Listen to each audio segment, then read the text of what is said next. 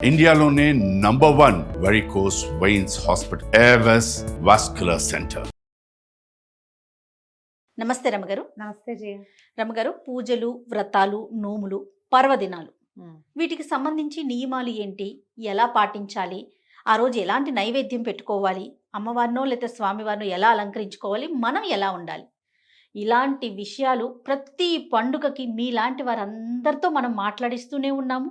అందరికీ YouTube on చేస్తే ఏదైనా ఒక పండుగ వస్తుందంటే ఇలాంటి విషయాలే, ఇది చెయ్యాలి, ఇది చెయ్యాలి, ఇలా చేయాలని. పరిస్థితి ఎట్లా అయిపోయిందంటే ఇది చెయ్యకూడదు, అసలు ఇట్లా చెయ్యమాకండి, ఇది తప్పు అని చెప్పాల్సిన పరిస్థితికి వచ్చేసాం. అసలు ఒక నియమం, ఒక పద్ధతి అంటే మోడర్న్గా ఉండటం అనేది పూజల్లో కూడానా, వ్రతాల్లో కూడానా, ఎక్కడికి తీసుకెళ్తున్నామో ఏం అర్థం మోడర్న్ గా ఉంటే కావట్లేదు. ఇంక నీకు పూజా వ్రతం ఎందుకు? అవి మానేయచ్చుగా. అంత మోడర్న్ అయితే పూజలు వ్రతాలు హాయిగా మానేయచ్చు. ఇవి మోడర్న్ గా ఉండే వాళ్ళకి కాదు కదమ్మా, సనాతన సాంప్రదాయం కదా. మీరేమో నవీన సాంప్రదాయాల్లో ఉన్నారు, మీరు అసలు సంప్రదాయం లేదు, నవీనత్వమే ఉంది. మరి ఇప్పుడు పాత పద్ధతులైన వాటిని మీరు ఎందుకు చేయాలి అనేది ఎవరికి వాళ్ళు ఆలోచించుకోవాలి చేయాలి. ఇప్పుడు ఏదైనా పండగ గురించి మాట్లాడేమనుకో, నువ్వు గమనించు, అందరూ గమనించుకోవచ్చు. ఇది కామెంట్స్లో ఇది కూడా మాకు తెలీదా, మీరు చెప్పాలా, ఏంటి ప్రతి పండక్కి మీ గోల, మీరేం మాకు తెలీదా, మాకు తెలీదా, ఇది అవును రమ్మగారు అని రాస్తారు. తెలీదా అంటే ఏం తెలుస్తోంది? ఇప్పుడు కొందరిళ్లలో తెలుస్తాయి, కొంతమందికి తెలుసు, కొంతమందికి తెలీదు, కొంతమందికి ఎవడో విపరీతంగా తెలుసు, అదేదో చెయ్యాలి, దీనికి ముందు ఇది ఉండాలి అనే నియమాలు లేవు. వింత పోకళ్ళు, తలంటి పోసుకోవాలా, పోసుకోకూడదా, ఈరోజు అది చేయొచ్చా, అది చేయొచ్చా, ఓ అడుగుతూనే ఉంటారు. ప్రసాదం ముందు పెట్టాలా, హారతి తర్వాత ఇవ్వాలా, ఏదో అడుగుతారు. ఇవన్నీ ఉన్నాయి. వీటితో పాటు వెర్రెక్కిపోవటం ఏంటంటే ఈ సోషల్ మీడియా నిండా ఇప్పుడు మనం అందులోనే ఉన్నాం. గొంగట్లో కూర్చుని పెరుగన్నం తింటూ వెంట్రుకలు ఏరుకోకూడదు. దాని నిండా అదే గొంగడ అంటేనే, ఇప్పుడు ఈ సామెత చెప్తానా ప్రతిసారి, అంటే ఏమిటి ఆలోచించట్లేదు జనాలు. గొంగళి అంటే వెంట్రుకలతో నేసిన వస్త్రం. అవును, వెంట్రుకలే దాని నిండా. ప్యూర్. అందులో కూర్చొని నువ్వు పెరుగన్నం కలిపావు, కలపంగానే అయ్యిందా మొత్తం వెంట్రుకలేనా? మరి నువ్వు ముద్దకి వెంట్రుకలు ఏరుకుంటానంటే ఎట్లా? మనం చేసేదే అది, కానీ కొన్ని చెప్పాల్సే వస్తుంది. అంతే కదా రమ్మగారు. ప్రతి ఒక్కరు ఎవరికి వాళ్ళు మనకెందుకులైనా ఊరుకునే పరిస్థితి కాదు కదా. కాదు, ఇప్పుడు మీరు భ్రష్టు పట్టించేస్తే ఎట్లాగా సంప్రదాయాన్ని? ఎక్కడికో పోతుంటే ఎలాగమ్మా? మరి ఇప్పుడు మనం చూస్తామా ఏంటో, వాళ్ళ ఇళ్లలో ప్రతిసారి చెప్తాం, మీ ఇంట్లో లేకపోతే చెయ్యొద్దు, మీ ఇంట్లో ఉంటే చెయ్యండి ఒకటి. రెండోది, పోనీ ఎవరినైనా గురువు గారినో ఎవరో ఒక పెద్దవారినో ఆశ్రయించి వారు చెప్పిన మాట విని వాళ్ళు చెప్పిన రకంగా పద్ధతి ఏటా అదే చేసుకోండి. రెండోది.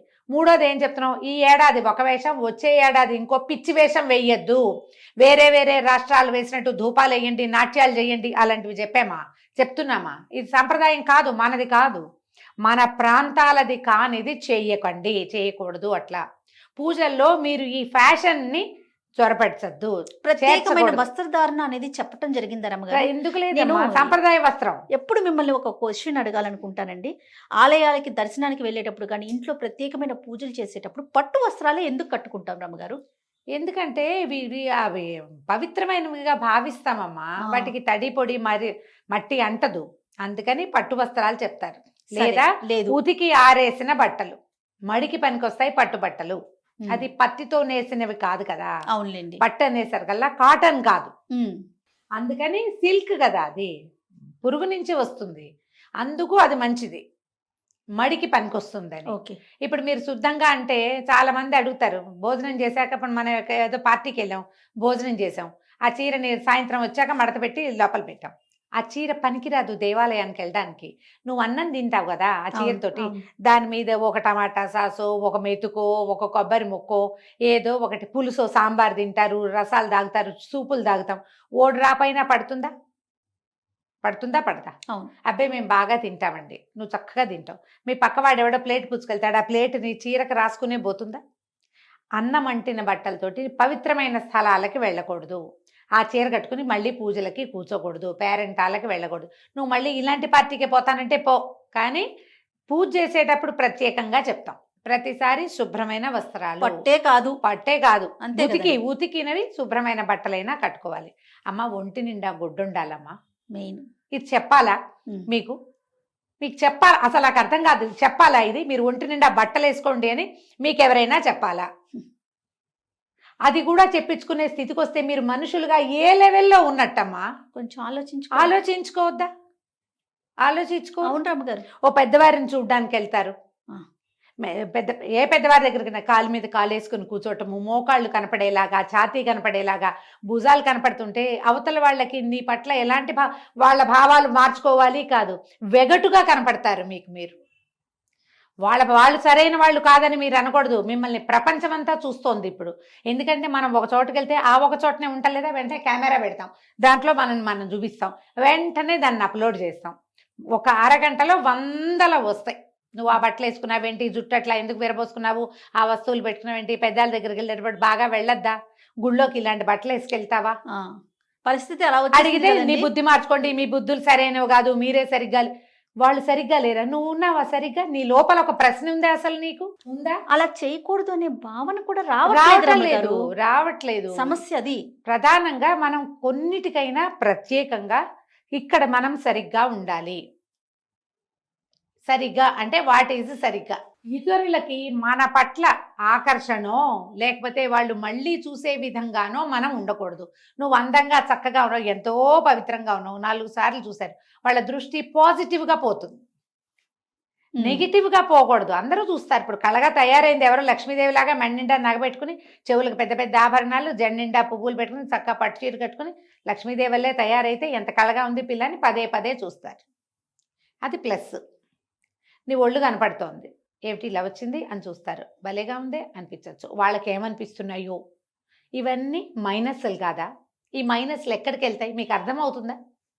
ఎలా పాజిటివ్ మీకు ప్లస్ అవుతుందో అలాగే నెగిటివ్ మీకు మైనస్ అవుతుంది. ఇది వాళ్ళెవరి బుద్ధో వాళ్ళెవరిదో కాదు, మీదే. అది నీకు దిష్టి తగలదా? మరి ఖచ్చితంగా అనుకుంటాం కదా. మొదటి దిష్టి, రెండోదైనా బాగున్నారన్న దిష్టే, ఓగున్నారన్న దిష్టే కదా.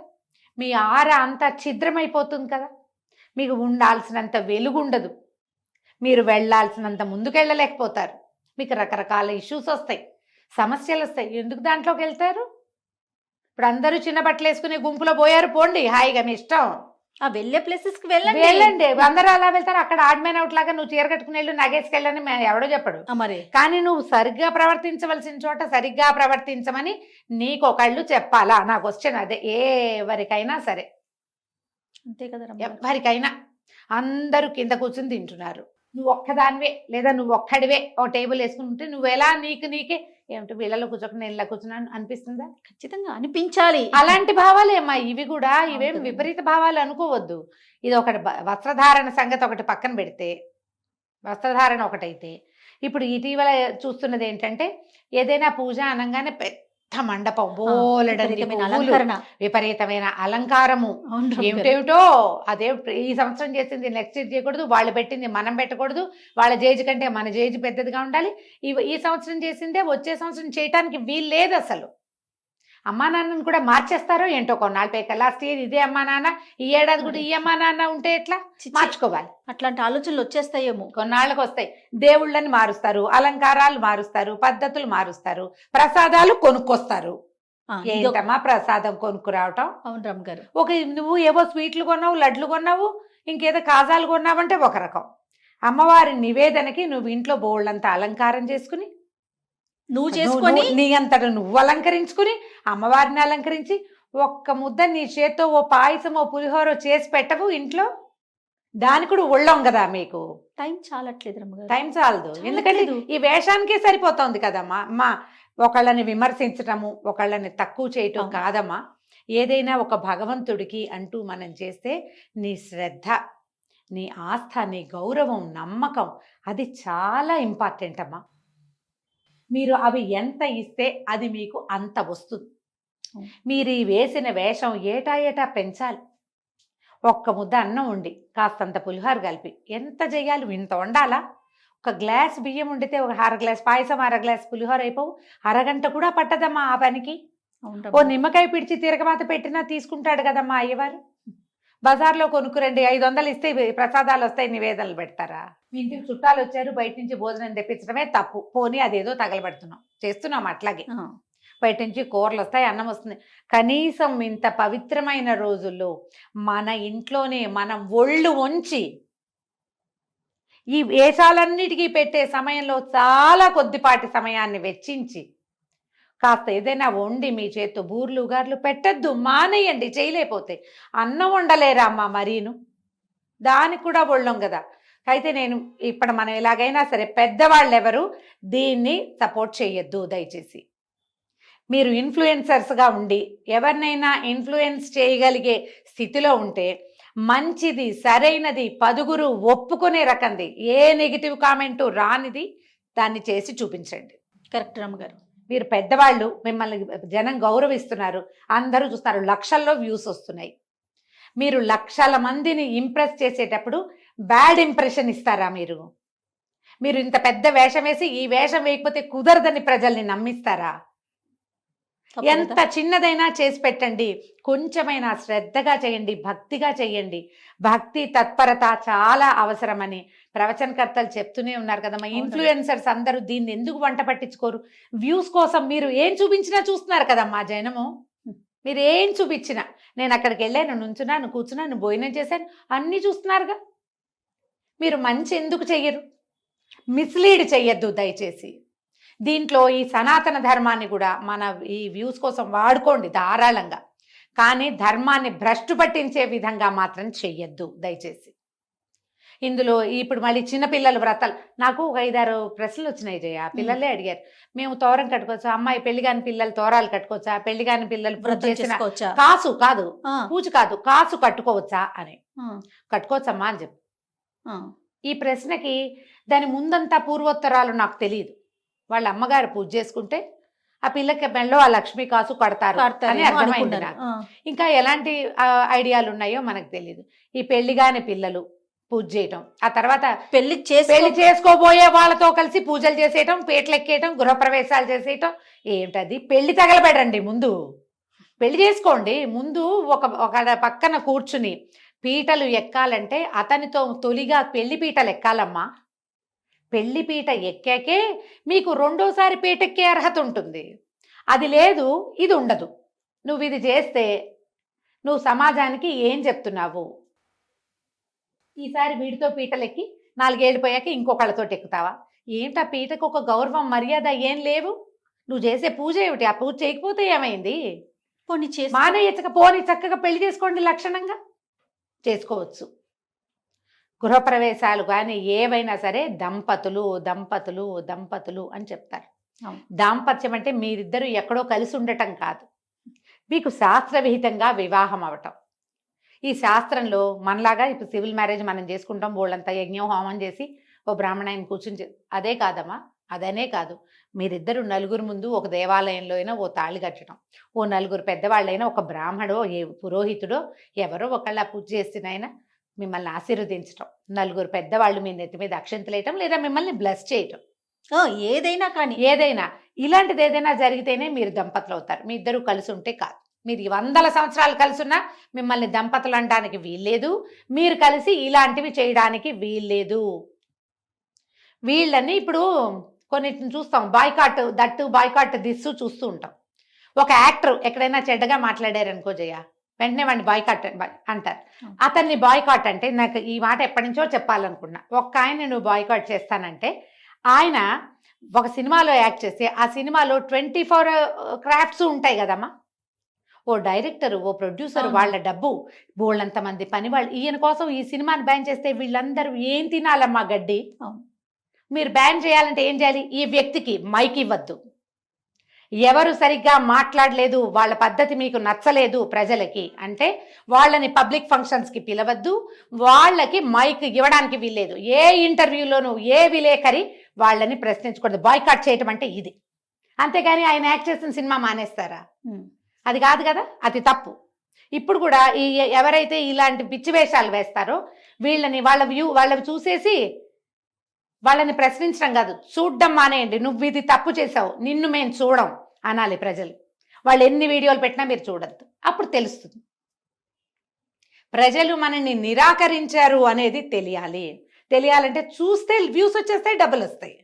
అవును. కదా, నెగిటివ్ గా అయినా తప్పు ఎలా చూస్తారు. తెలుస్తుంది? తప్పు ఎట్లా తెలుస్తుంది? తప్పు కదా చూడడం మానేస్తే తెలియాల్సింది. ఇంకా అమ్మాయి ఆవిడ కనపడుతోంది, ఈ అమ్మాయి నచ్చలేదు మీకు, అమ్మాయి చేసిన పని తప్పని తెలుస్తోంది, మీరు ప్రశ్నించినా ఆ అమ్మాయి మీకు సమాధానం చెప్పదు, దాని అది ఎక్కడో ఉంటుంది దాని ప్రపంచంలో.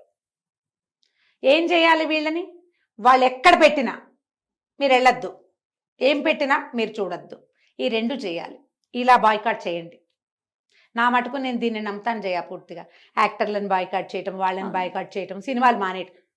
మిగిలిన వాళ్ళంతా ఏం చేయాలి? వాళ్ళ తప్పేం లేదు కదా పాప. అవును. ఈ పొరపాటు చేసిన వాళ్ళని ఎంకరేజ్ చేయొద్దు.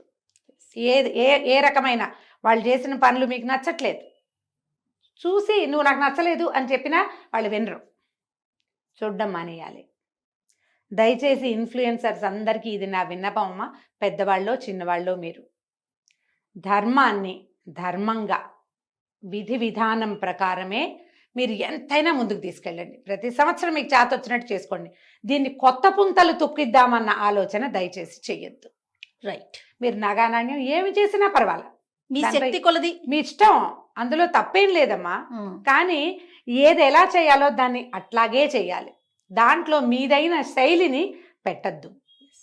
ఆ పొరపాటు దానివల్ల ఏమవుతుందంటే మీ ముందు తరాలకి ఇవాళది మన కడుపు నిండిపోతుందేమో, ముందుకు ఎలా వెళ్తాం మనం? మన పిల్లలు ఏం నేర్చుకుంటారు దీని నుంచి? అంతే కదా. అది ఆలోచించండి దయచేసి. నమస్తే. నమస్తే.